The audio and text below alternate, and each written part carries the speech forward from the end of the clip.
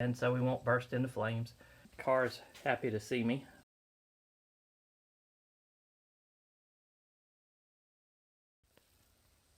What's going on, guys? We're back working on the 2019 Mustang GT. We've got kind of a unique problem or issue going on with it. We're going to try to see if we can rectify with this APR transmission catch can. I'm sure most of you guys probably have done an oil catch can from the PCV valve and replaced it on here. We're actually probably going to do that if this works. But what is going on is when I'm out on the track in a few high-speed turns, I've got the 10-speed transmission again, the automatic 10-speed, and this thing is leaking some transmission fluid. I've had it checked out by the Ford dealerships, 2 different dealerships. Everybody said everything's fine, no issues with the transmission, everything looks good, redid the fluid, the filter, everything. So what I've narrowed it down to, let's see if we can get a better shot of it. It's really hard to see. I'll actually put a picture from the Ford parts website in so you can see exactly the routing. But I've gone ahead and popped this thing loose. There is a transmission vent hose that comes off the top of the bell housing to vent pressure and fluid and stuff like that. And so it's got this little cap on the top right here, and I've popped it loose. You can see there's a clamp.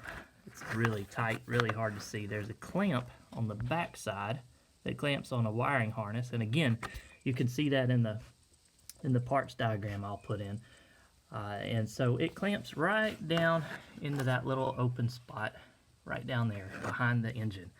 So this thing, as you can see, is soaking wet with transmission fluid and well, I've cleaned it up some already. So it's leaking in some high RPMs, shifting gears.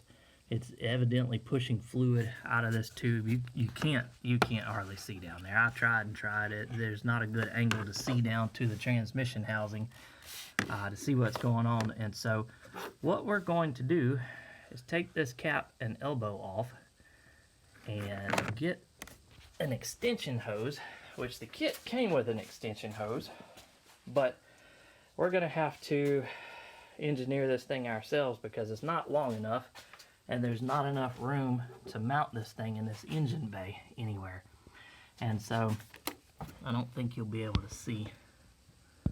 No, there's just, you might can see back there.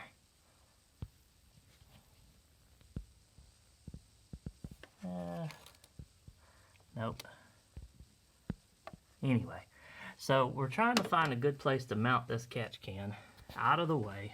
It's not going to be in the heat and everything else. And the idea is to eventually one day put a supercharger on this thing. So we don't want to do something that's in the way of that too. So I've gone ahead and tried to figure out a few odd and end things. Pop this cover off to see where we might be able to put it.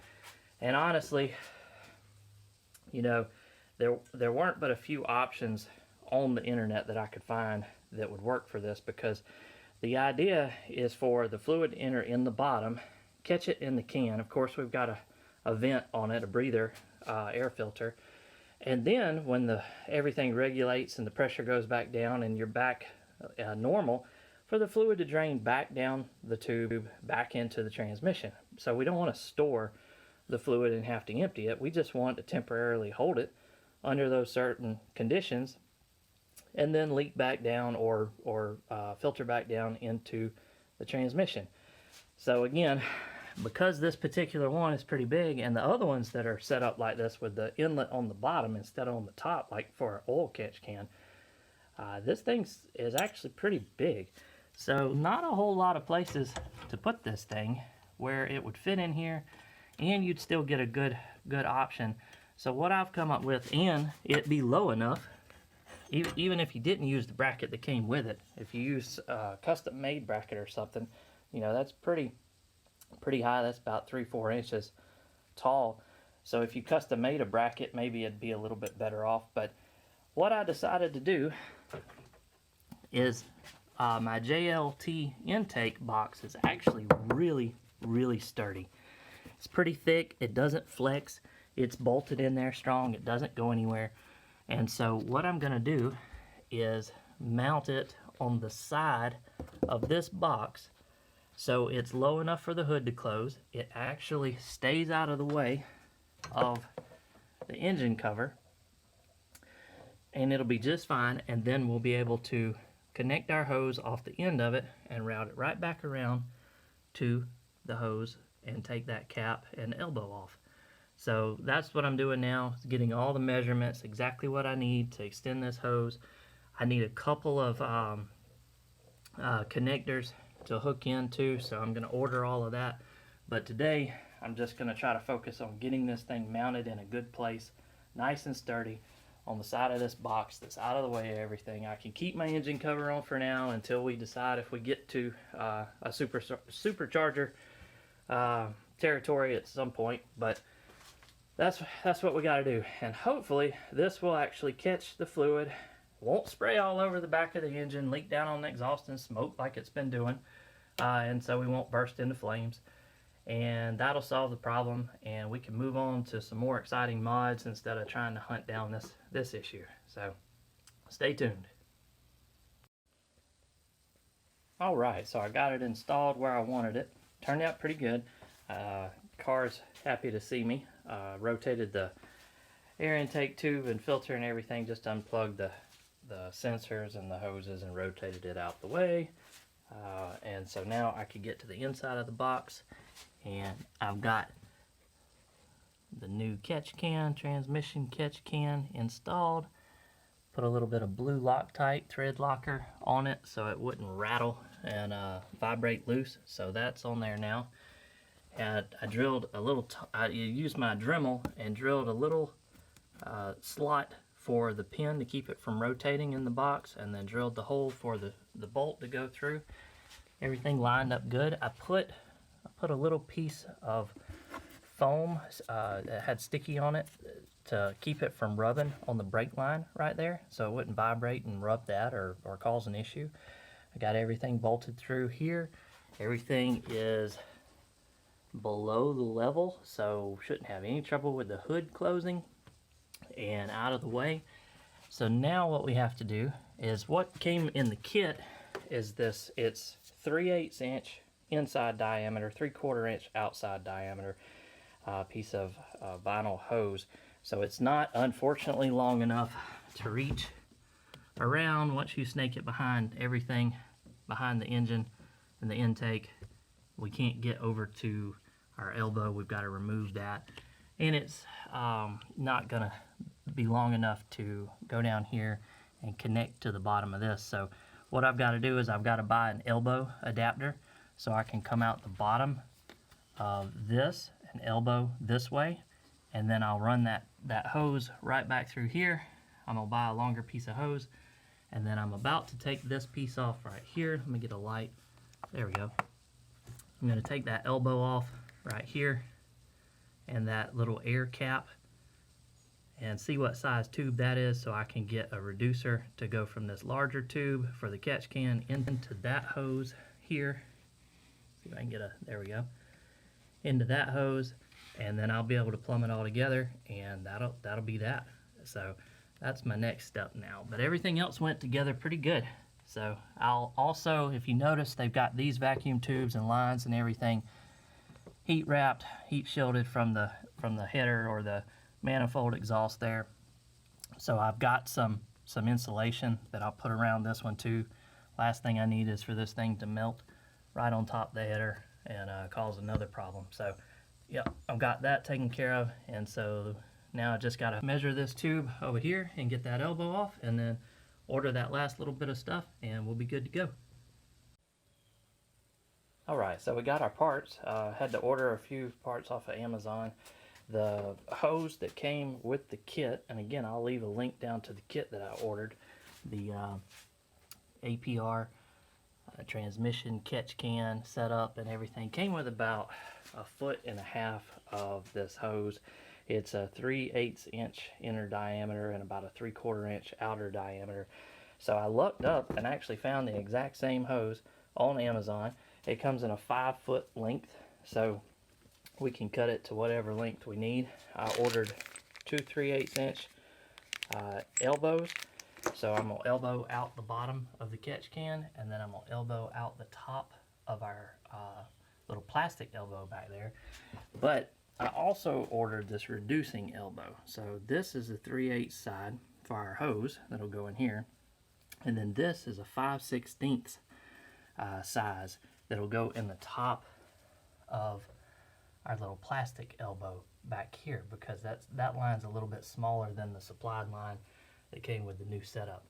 So I've got a whole set of clamps here that has every size you could need on this. And so right now I'm gonna cut some lengths of hose and go ahead and put in the elbows and clamp it all down. And my biggest thing is I want to make sure I have enough fall. As you can see, the tube that comes out of the catch can right here and goes down to here. So I want to make sure I have enough fall around the corner back here, and then I'm going to hook it back to that, but push it down some, where when the transmission goes back to normal and the pressure goes down, the fluid will drain back into the transmission, and then when it comes up, it'll go up the tube and into the catch can. So that's what we're about to do right now. Okay, so everything's done, plumbed back together. If you look down here, we've got our elbow in with the clamps, our tube run around the back, and if you look right there, you can see the other clamp and the other elbow. I can't get it.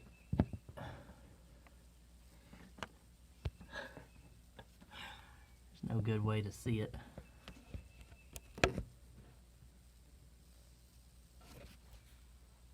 I have to edit all that out.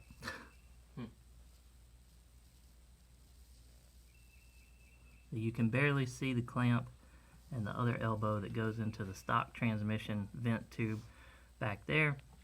We've got it hooked back to the wiring harness to keep it in place, and then we've got our hose line run around here and back into the bottom of the catch can.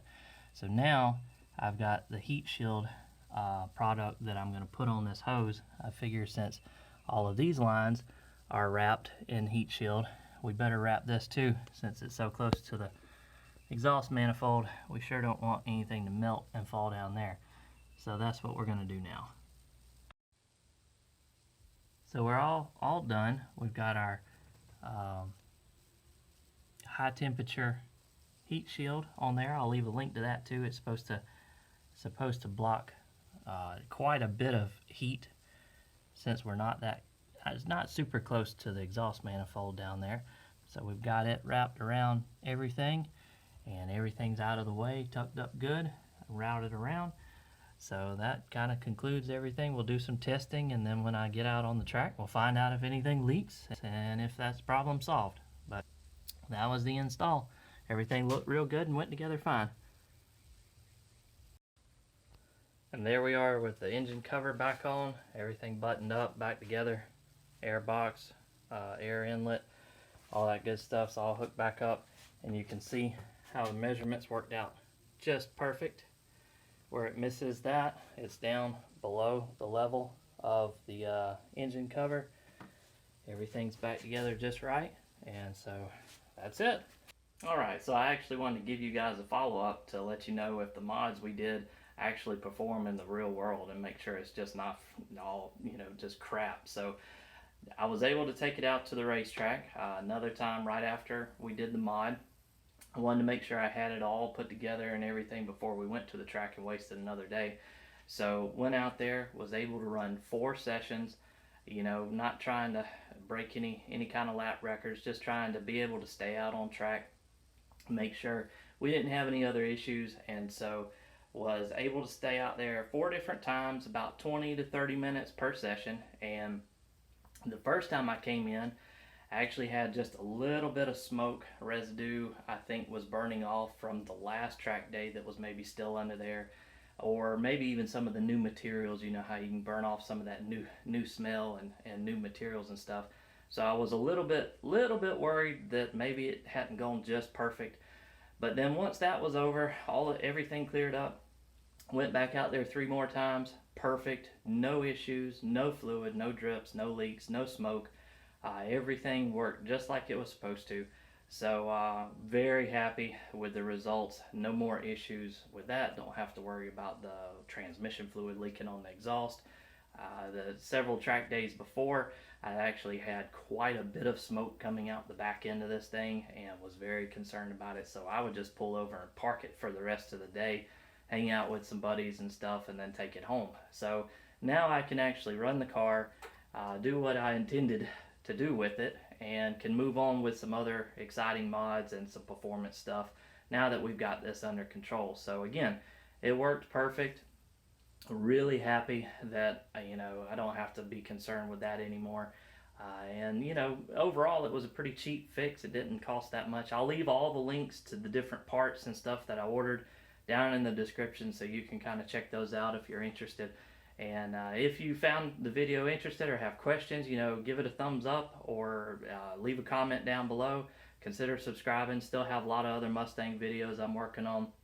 Still taking it to the track, doing mods. Still have a lot of things on the to-do list that we're working on for the car. But yeah, everything went real well, and happy with the results, and we'll keep on going from there. Have a good one.